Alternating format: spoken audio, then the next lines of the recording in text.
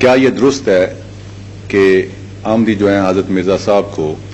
رسول پاک صلی اللہ علیہ وسلم سے زیادہ درجہ دیتے ہیں؟ انا للہ و انا الیہ۔ اس کا جواب سوائے اس کہ یہی ایسی باتیں اس میں لکھی ہوئی اس رسالے میں یہ بھی لکھا ہوا ہے۔ جی جی،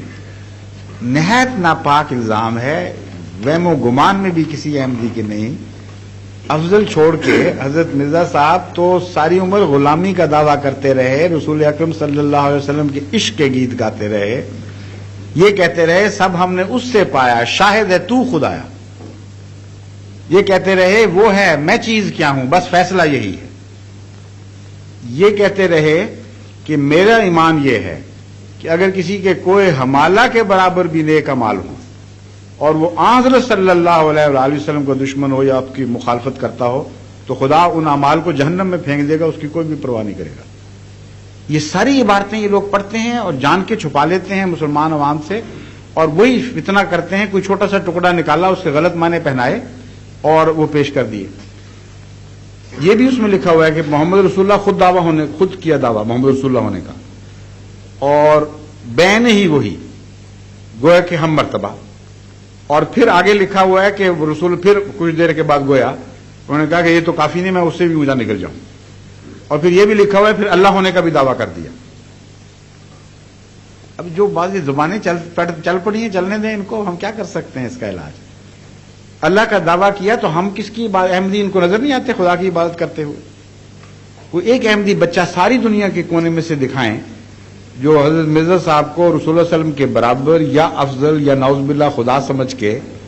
ان کی عبادت کرتا ہو۔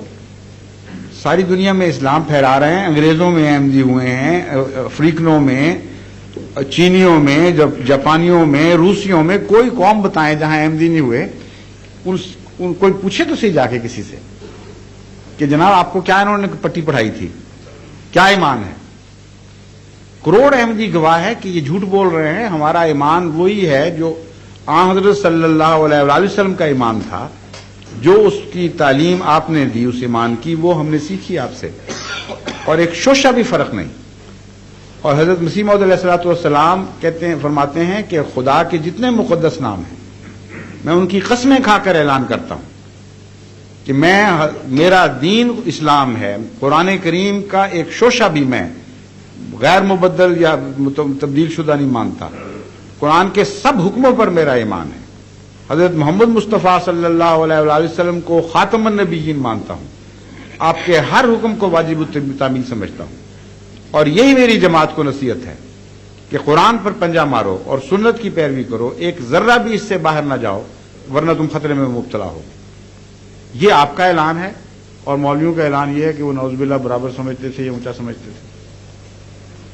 اس قسم کے علماء سے پوچھنا چاہیے کہ جس طرح تم استنباط کرتے ہو کہ کہہ دیا میں رسول اللہ صلی اللہ علیہ وسلم میں محمد ہوں، اس کا اگر اس پر اعتراض وارد ہوتا ہے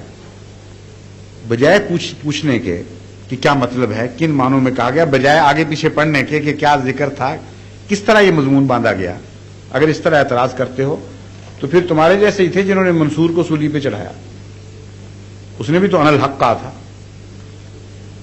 اور آج تک امت روتی ہے کہ کتنا ظلم کیا، کتنا بزرگ متقی آدمی تھا جسے وقت کے مولویوں نے سولی پہ چڑھا دیا، اس نے کہا تھا ان الحق، میں حق ہوں، حالانکہ سمجھے نہیں۔ ایسے موقع پر مراد یہ ہوتی ہے کہ میں کامل طور پر اس میں جذب ہو گیا ہوں، میں نے اپنا کچھ بھی باقی نہیں چھوڑا۔ ان معنوں میں گستاخی نہیں ہوا کرتی بلکہ غلامی کی انتہا ظاہر کرتی ہے یہ بات۔ اگر یہ پھر بھی نہ مانے مولوی تو ان کو آپ قرآن کریم کی ایک آیت بیان کر کے اس کا مطلب پوچھیے۔ اللہ تعالیٰ فرماتا ہے انما یبایعونک الذین یبایعونک انما یبایعون اللہ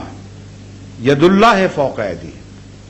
کہ اے محمد درخت کے نیچے یہ جو بیعت کرنے والے ہیں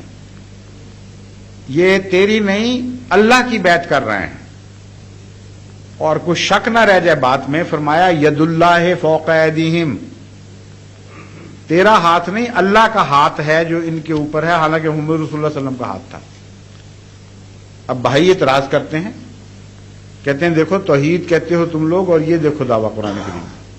پہلے علماء اس کا تو جواب دے دیں۔ ایک انسان کسی بزرگ مرتبہ انسان کے برابر ہونے کا دعویٰ کرے یہ گستاخی ٹھیک ہے، لیکن ایک انسان خدا ہونے کا دعویٰ کر دے، اس سے بڑی گستاخی تو نہیں سوچی جا سکتی۔ اگر کلام کے اندر مفہوم اور نہیں ہو سکتے اور سیاق و سباق سے مفہوم نہیں سمجھنے چاہیے تو اس آیت کو اکیلے کو پکڑ کر بیٹھ جائیں، آپ اس کا کوئی جواب نہیں دے سکتے۔ پھر فرمایا جنگ بدر کے موقع پر ما رمیتا اذ رمیتا ولکن اللہ رما، اے محمد صلی اللہ علیہ وسلم تو نے وہ مٹھی نہیں چلائی جو تو نے کنکریوں کی مٹھی اٹھا کے کفار کی طرف پھینکی تھی، حالانکہ چلائی تھی، اذ رمیتا، ہمیں پتہ ہے تو نہیں چلائی تھی، ولکن اللہ رما، لیکن اللہ نے چلائی تھی۔ کیا مطلب ہے کہ رسول کریم صلی اللہ علیہ وسلم اللہ ہونے کا دعویٰ کرتے ہیں؟ سمجھ ہی نہیں، فہم ہی نہیں ان لوگوں کو، یہ دین کی باتیں ہوتی ہیں، اس سے مراد ہوتی ہے ہم مرتبہ ہونا نہیں بلکہ کامل غلامی۔ یہ اعلان ہوا ہے قرآن کریم میں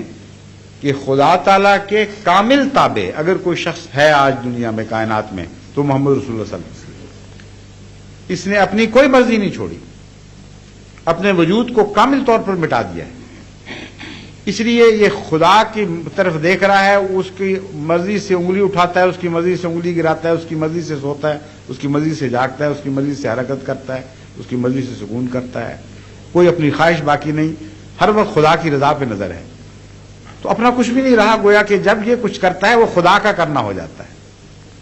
یہ معنی ہیں، اور اسی معنی کی تائید میں ایک اور آیت ملتی ہے کہ وما ينطق عن الهوى ان هو الا وحی یوحى، کہ محمد رسول کریم صلی اللہ علیہ وسلم جب کلام کر رہے ہوتے ہیں تو اپنی خواہش سے تو کر ہی نہیں رہے ہوتے، ان هو الا وحی یوحى،